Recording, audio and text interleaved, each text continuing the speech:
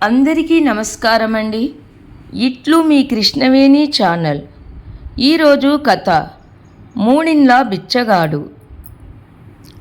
ఒక గ్రామంలో ఒక బిచ్చగాడు ప్రతి ఇంటికి వెళ్ళి బిచ్చమెత్తుకుంటూ ఉండేవాడు. ఒకరోజు ఒక ఇంటి వద్ద భవతి భిక్షాందేహి మాతా అన్నపూర్ణేశ్వరి అని అడుగుతాడు. ఆ ఇంటి యజమాని బ్రాహ్మణుడు మరియు శాస్త్రం తెలిసిన వేద పండితుడు. ఆయన అరుగు మీద కూర్చొని పారాయణ చేసుకుంటాడు. ఆ ఇంటి ఇల్లాలికి వినిపించలేదేమో అని ఆ బిచ్చగాడు గట్టిగా మళ్ళీ భవతి భిక్షాందేహి మాతా అన్నపూర్ణేశ్వరి అని ముందు ఉన్న పండితుణ్ణి గమనించకుండా అంటాడు. పండితుడికి కోపం వచ్చి, నేనిక్కడ ఉండగా నాతో మాట్లాడకుండా నాకు చెప్పకుండా ఇంత నేను సంపాదిస్తుంటే ఆమెను పిలిచి బిచ్చం అడుగుతాడా అని అతనిలో అహంకారం బయటికి వస్తుంది. చూడు, వీనికి తగిన శాస్తి చేస్తాను అని అనుకొని వెంటనే, ఏమో 3 జన్మల ముష్టివాడు వచ్చాడు, బిచ్చం వెయ్యి అని గట్టిగా వ్యంగ్యంగా అంటాడు. ఆ గొంతు పిలుపుకి ఉలిక్కిపడి ఆ ఇల్లాలు భర్తకు కోపం వచ్చిందని గ్రహించి వెంటనే బియ్యం తీసుకొచ్చి బిచ్చగాడి పాత్రలో వేసి ఆవిడ లోపలికి వెళ్ళిపోతుంది. కానీ బిచ్చగాడు మాత్రం కదల్లేదు. అతని చేతిలో కర్ర కూడా ఉంది. అప్పుడు పండితుడికి అనుమానం అలజడి మొదలయ్యింది. పిచ్చివాడు బిచ్చగాడు, వీడు ఏమి సంకటం తీసుకొస్తాడు అని భయపడతాడు. అకారణంగా నేను అన్నమాటలు వీడికి బాధ కలిగించాయా? వీడిప్పుడు ఏం చేస్తాడు? తిడతాడా, కొడతాడా అని లోపల బాధపడుతూ చూస్తున్నాడు. ఇంతలో బిచ్చగాడు, ఏమండి అని వినయంగా దగ్గరికి వచ్చి నిలబడతాడు. హా అంటూ చిన్న అహంకారాన్ని మేకపోతు గంభీరం ప్రదర్శిస్తాడు ఆ పండితుడు. ఏం లేదు, మీరు నన్ను 3 జన్మల ముష్టివాడన్నారు కదా, అది ఎలాగా అడుగుతాడు. పండితులు అన్నమాటలోని సూక్ష్మమైన విషయము. అదా, దానికేముంది, తెలుసుకోవాలనుకుంటున్నావా? అయితే ఇలా కూర్చో. పర్వాలేదు, చెప్పండి, నిలబడతాను అన్నాడు ముష్టివాడు. అప్పుడు పండితుడు ఈ శ్లోకము చదువుతాడు. అదత్త దానచ్చ భవేత్ దరిద్రః దరిద్రదానాచ్చ కరోతి పాపం పాప ప్రభావాత్ పునర్దరిద్ర పునర్దరిద్ర పునరేవ పాపి అని శ్లోకం చదివాడు. వెంటనే బిచ్చగాడు, అయ్యా, మీరు చదివిన శ్లోకానికి అర్థము నాకు తెలియదు, నాకు అర్థమయ్యేటట్లు మాటల్లో చెప్పండి అని అడుగుతాడు. నువ్వు గత జన్మలో ఎవరికీ దానము ఏమీ ఇవ్వలేదు అంటే ఇందుకు 2 కారణాలు. నీకు ధనము లేకపోయి ఉండవచ్చు, ఉండి కూడా దానం చేయకపోయి ఉండవచ్చు. లేకపోతే గత జన్మలో నువ్వు ముష్టివాడివి కాబట్టి ఆ ఫలితంగా నువ్వు ఈ జన్మలో కూడా ముష్టివాడిగా అయిపోయావు. అంటే 2 జన్మలు ముష్టివాడివి. పండితుడు ఇంకా చెప్పబోతుంటే ఆదిత్యయోగి, స్వామి, ఈ జన్మలో కూడా ఇవ్వడానికి నా దగ్గర ఏమీ లేదు, కాబట్టి వచ్చే జన్మ కూడా ఇదే జన్మ వస్తుందా అని గొనుక్కుంటూ వెళ్ళిపోతాడు ఆలోచిస్తూ. మర్నాడు అదే సమయానికి ఆ బిచ్చగాడు పండితుని ఎదురుగా నిలబడి, ఇందులోంచి బయటపడే మార్గము ఏమీ లేదా? నేనిలాగే జన్మజన్మలకు బిచ్చగాడిగానే ఉండిపోవాలా అని అడిగాడు. జ్ఞానము, సమయము, వ్యక్తిత్వము, విలువలు తెలిసిన పండితుడు, ఇలా కూచో అన్నాడు. పెద్దవారు, మీ దగ్గర నేను కూర్చోవడమా అన్నాడు ముష్టివాడు. పర్వాలేదు, కూచో. జిజ్ఞాసపరులకు శాస్త్రం చెప్పొచ్చు, చెప్పాలి కూడా, అందుకే ఈ శాస్త్రాలన్నీ అన్నాడు పండితుడు. కూర్చున్నాడు బిచ్చగాడు. ఇప్పటికైనా దానం చేయడం మొదలుపెట్టాలి అన్నాడు పండితుడు: నేను దానం ఎలా చేస్తాను? నా దగ్గర ఏముంది గనక అన్నాడు ముష్టివాడు. అప్పుడు పండితుడు: అన్నీ ఉన్నాయి, లేకపోవడం అనేది లేదు. నీలో దానగుణం ఉంటే చాలు. నీ దగ్గర ఉన్నదే దానం చెయ్యు. ఈ రోజు నుంచి నీ కడుపుకి ఎంత కావాలో అంత మాత్రమే బిచ్చమెత్తుకొని అందులో సగం దానం చేస్తుండు. తనకు అవసరమున్నా సరే అందులోంచి మిగిల్చి ఇవ్వడమే కదా దానం తాలూకు ముఖ్యోద్దేశము. తను వాడుకోగా మిగిలినది ఇవ్వడం కాదు. బిచ్చగాడికి విషయం అర్థమయ్యింది. వెంటనే ఆ రోజు నుంచి ఓ నియమం పెట్టుకున్నాడు. తనకి ఎంత అవసరమో అంతే అడుక్కొని అందులోంచి సగం దానం చేయాలి. ఇది ఎలా తెలుస్తుంది? దానికోసం తన చేతిని భిక్షపాత్రగా చేసుకొని అందులో పట్టినంత మాత్రము తీసుకుంటూ అందులో సగం దానం చేస్తూ సగం మాత్రమే తిన్నాడు. దాంతో బిచ్చగాడికి బిచ్చమెత్తుకునే ఇండ్ల సంఖ్య తగ్గిపోయింది. తిరగడం కాలం కూడా తగ్గిపోయింది. అతనికి ఒక గుర్తింపు లాంటిది వచ్చింది. కొద్ది రోజుల్లోనే ఇతను ఎవరి దగ్గర పడితే వారి దగ్గర బిచ్చమెత్తుకోడు. ఇతను మన ఇంటికొస్తే ఈరోజు బాగుండు అనేటటువంటి భావాలు జనాల్లో కూడా వచ్చాయి.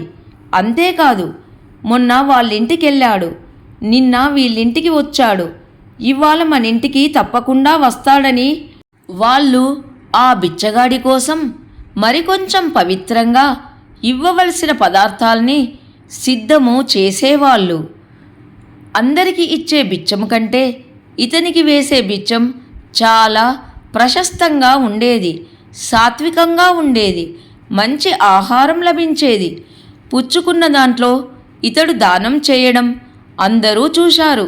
అతనిలో ఏదో గొప్పతనం ఉందని చెప్పి 10 మంది బిచ్చగాళ్ళు చుట్టూ చేరి నువ్వే మా గురువు అన్నారు. ఇతడికది అంగీకారం లేదు. ఇదే నియమం పెట్టుకొని నేనెందుకు కాశీకి వెళ్ళిపోకూడదు అని అనిపించింది. బయలుదేరాడు. వెడుతున్నప్పుడు కూడా ఇదే నియమాన్ని పాటించాడు. తన చేతుల్లో ఎంత పడితే అంత ఆహారం తీసుకోవడం, అందులోనున్న సగం దానం చేయడం, మిగిలినది తినడం. అంటే అర్ధాకలి. తన ఆకలి కడుపుని భగవదర్పణంగా జీవనం సాగిస్తున్నాడు. మొత్తం మీద కాశీపట్టణాన్ని చేరాడు. అతను ఇదే నియమాన్ని అక్కడ కూడా పాటిస్తూ ఓ చెట్టు కింద ఎక్కువసేపు కూర్చునేవాడు. అతడు అందరిలాగా ఒక అరగంట కూర్చొని ఏదో వస్తే తీసుకొని వెళ్ళిపోవడం ప్రసక్తి లేదు. లేదా సాయం ధర్మం చేయండి, దానం చేయండి వంటి మాటలు కూడా అతని నోట ఎప్పుడూ వినిపించేవి కాదు. ఎప్పుడు ఏదో ఒక ధ్యానములో ఉంటూ ఉండేవారు.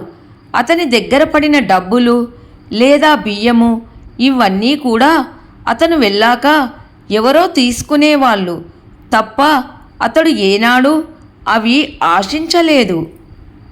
ఇలా కొన్నాళ్ళు గడిచేసరికల్లా అతని మీద 10 మంది దృష్టి పడింది. అతనొక సాధకుడని, కారణ జన్ముడని, అతనికి ఏమి చేసినా మంచి జరుగుతుందని చెప్పి అతని పేరుతో ఒక వేద పాఠశాల, ఒక సత్రం కూడా నిర్మించారు. ఆ సత్రం పేరు కరపాత్ర సత్రము. అతని పేరును కరపాత్ర స్వామీజీ అని ప్రజలే ఆ పేరు పెట్టారు. కరమే పాత్రగా కలిగినట్టి వంటి వాడు అని పేరు పెట్టారు. ఇలాగా వేద విధులు, వేదాభ్యాసం చేస్తున్నారు.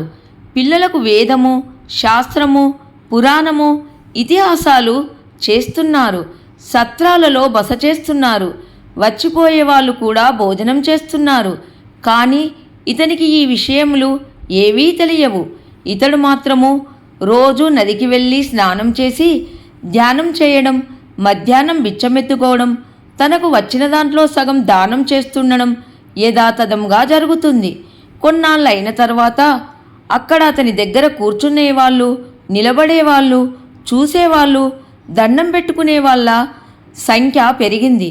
వారి కోసం అన్నట్టుగా అక్కడ నీడను కల్పించడం, పందిళ్ళు వేయడం మొదలుపెట్టారు. పెద్ద తీర్థయాత్రగా మారిపోయింది. ఇంకొన్నాళ్ళైనాక ఓ సమావేశాన్ని ఏర్పాటు చేస్తూ ఈయన్ని పెద్దగా పిలవాలని అనిపించి ఆ సభ బాధ్యతంతా వాళ్లే భరిస్తూ కరపాత్ర స్వామీజీని పిలిచారు. అందులో మాట్లాడుతున్న పెద్దవాళ్ళందరూ కూడా నాకు ఈయన 15 ఏళ్లుగా తెలుసు. వీరిని చూసిన తర్వాత నాలో చాలా మార్పు వచ్చింది. అంతేకాదు కొన్ని కుటుంబాల వాళ్ళైతే మేమైనకు దండం పెట్టిన తర్వాత, మొక్కుకున్న తర్వాత మాకు ఉన్న అప్పులన్నీ తీరాయి, కష్టాలు తీరాయి అన్నవాళ్ళు మాకు ఏ ఇబ్బందులు లేకుండా అయిపోతున్నాయి. పరమేశ్వరుణ్ణి దర్శిస్తే ఎంత పుణ్యమో అంత పుణ్యము వీరిని దర్శిస్తే నాకు జరిగిందని ఇలా అనేక రకాలుగా చెబుతున్నారు. కానీ ఒక్కటి మాత్రము అందరూ చెప్తున్నది, ఈయనే గురువు. నాకు మా గురువుగారు కాశీ వెళ్ళమని చెప్పారు. అందుకే ఇక్కడ వేదాదులు అధ్యయనం చేశాను. ఇలా అనేక మంది అనేక విషయాలు చెబుతున్నారు. మన కరపాత్ర స్వామీజీకి అర్థం కాని విషయాలు రెండే రెండు. ఇంతకీ ఆ కరపాత్ర స్వామీజీ ఎవరు? ఇన్నాళ్ళు కాశీలో ఉండి వారిని దర్శించుకోలేకపోయాను. ఎంత దౌర్భాగ్యుణ్ణి! నాకు గురువు ఎవరు? ఈ 2 ప్రశ్నలు అతన్ని బాధిస్తున్నా అక్కడికొచ్చే వారికి ఏం చెప్పాలో తెలియక భగవదానుగ్రహంతో ఏవో చెప్పేసి నాకు భిక్ష సమయమయ్యింది, నేను వెళ్ళాలి అన్నాడు. ఆయన్ని ఎవ్వరూ అడ్డుకోలేదు. అతడు సరాసరి భిక్ష అయిన తర్వాత ఒకసారి తన గురువు ఎవరో ఆలోచించుకున్నాడు. ప్రశ్నించుకుంటూ ఉంటే తనకొక విషయం తట్టింది. తనలో మార్పునకు కారణమైన వ్యక్తి గురువు అని నిర్ణయించుకున్నాడు. అంతే, వెంటనే తను ఎక్కడైతే మొట్టమొదట భిక్షాటన చేసుకున్నాడో ఆ గ్రామం గురించి బయలుదేరాడు.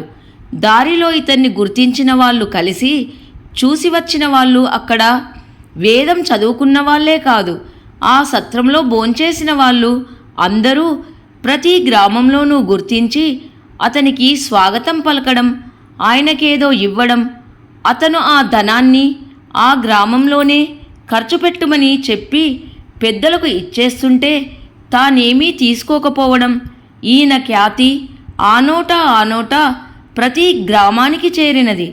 అందరూ ఇతని కోసము ఎదురు చూస్తున్నారు. ఎట్టకేలకు అతను తన మొదటి గ్రామానికి వచ్చాడు.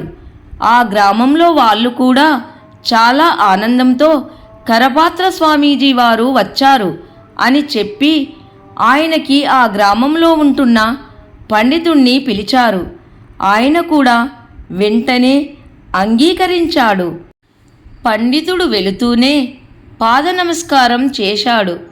ఆయనకి మంత్రపూర్వకంగా తీసుకొచ్చి వేదిక మీద కూచోబెట్టారు ఆదిత్యయోగిని. ఆ పండితుడు ఆయన గురించి నేను చూశానంటే నేను చూశాను. నేనక్కడ సత్రంలో పనిచేశాను. అక్కడ వేద పండితులు, శాస్త్ర పండితులు శాస్త్రములు అన్నీ నేర్చుకుంటారు. నేను అక్కడ ఉన్నాను. వీరిని మళ్ళీ ఇక్కడ చూడ్డానికి చాలా ఆనందంగా ఉందంటే ఆనందంగా ఉంది. ఇలా చాలామంది మాట్లాడారు. స్వామీజీ కూడా మాట్లాడడం అయిపోయిన తర్వాత నాకు భిక్షా సమయం అయ్యింది, నేను వెళ్ళిపోతాను అని అన్నాడు.